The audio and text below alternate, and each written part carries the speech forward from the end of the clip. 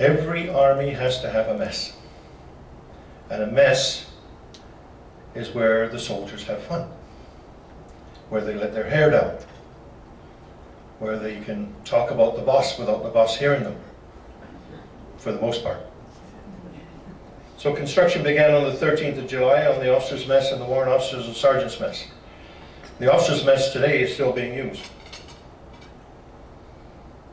A larger quartermaster stores was being built. Now, wood was scarce, but just down the road here in Abbotsford, and I scouted out the site the other day, and it's still, the site is still there, but it's undergone a lot of changes. A lot of housing has gone up around there, but you can still see remnants of where the Musselwhite railway bridge was. And three-field company from the camp here was asked to take it apart. So they went down, and here's this 40-foot high trestle bridge, lots of beautiful lumber, and all they had to do was take it apart. So they did. 50% of the proceeds went to the Sumas Municipal Yard, and 50% went out to the camp. And I'll show you on a slide in a moment one of the areas where they used some of that wood. It's in the officers' mess in the dining hall. They realized in the vicinity of 17,000 linear feet of lumber.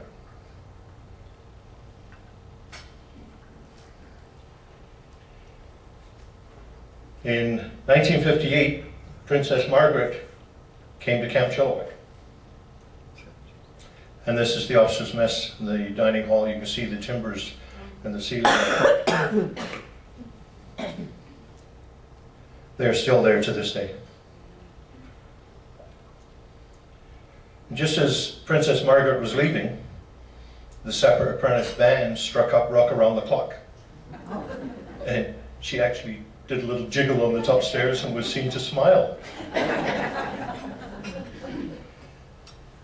Now, the first wood quarters were constructed, 26 September 1942, and the first occupants were, of course, those that constructed it.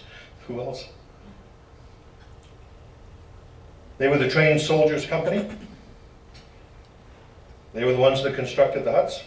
And there's a picture of a 1944 vintage, just about 2 years after they were actually constructed.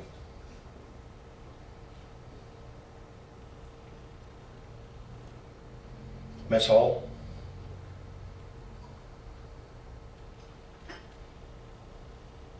These are some of the officers' quarters, and there was a famous fire there in the 50s, and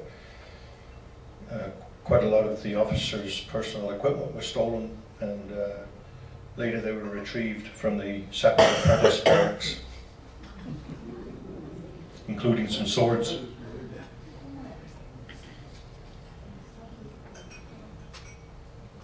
This is the officers' mess as it looked in 1944, and you can still see this building today. A very, very beautiful building. The grounds are immaculately kept even today by Canada Lands. The warrant officer and sergeant's mess, unfortunately, did not suffer the same fate. It's going downhill rapidly, and if it hasn't already, it's going to be demolished very shortly.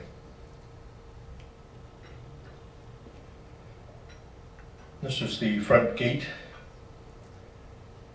1953 vintage. Undergone quite a few changes since then. And you can see the Bailey panels. Those are the white panels that you see there. They're actually from the Bailey Bridge. They were taken and placed there. And each of those panels weighs 625 pounds. I know I've lifted them many, many times. And they're used to form what is called the Bailey Bridge. So when they're closed, they prevent quite a formidable obstacle. The headquarters building, which housed the base sergeant major, the regimental sergeant major, and the base commander, that's still there today. You'll know the World Trade University moved in there for a while. I don't know what's happened to them. I think they've gone by the wayside. This is Building 41. It was centered in the PMQs, later became known as Building 122. That was centered in the PMQs, and it was quite a community center after a while. The bowling alley and the indoor range. There was a hobby shop.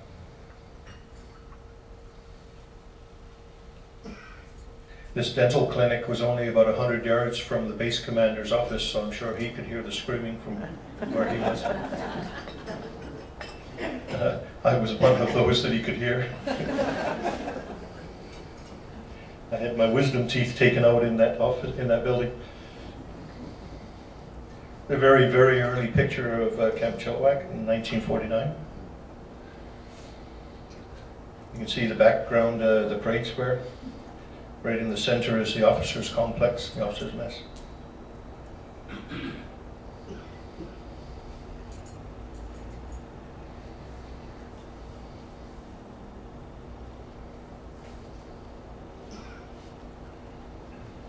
We all need rifle ranges. Unfortunately, the people that lived beside them didn't care for them too much. World War II occupied everybody's mind during this time. The engineers were constructing the camp. In doing so, they were gaining valuable experience that normally would have had to have been paid for. They were gaining by building this camp. As new sappers arrived, they were trained. Then the experienced ones were able to go overseas for the war effort. I should mention here too that there was quite a large contingency of Canadian Women's Army Corps here. And they came in, and that allowed a lot of the men to be relieved so they could go overseas. So hundreds of thousands of dollars were saved. I've heard the number 600,000. And over 6,000 sappers were trained. There was also a group of Canadian Chinese that trained here. And initially, those chaps weren't welcome into the military. They were considered possible enemies. And at the time, the Chinese didn't have vote privileges either. So they were sought after by the British because of their language and the ability for them to go into the Pacific Theatre. And when the British started looking at them, then Canada finally smartened up and said, oh, maybe we can have some too. So they did. They eventually brought them in, and they proved to be invaluable. Extremely brave,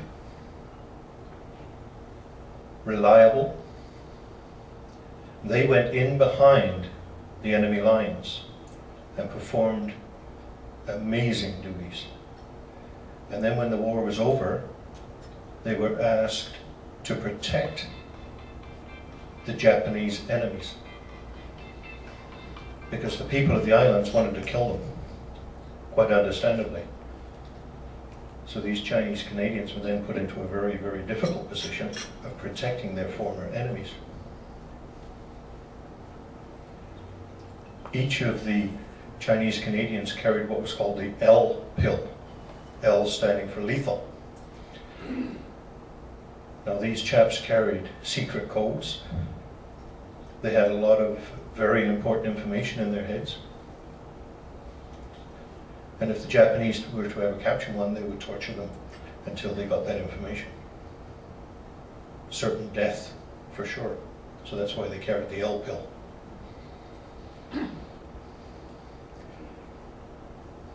There was a time of potential devastation for the fledgling camp.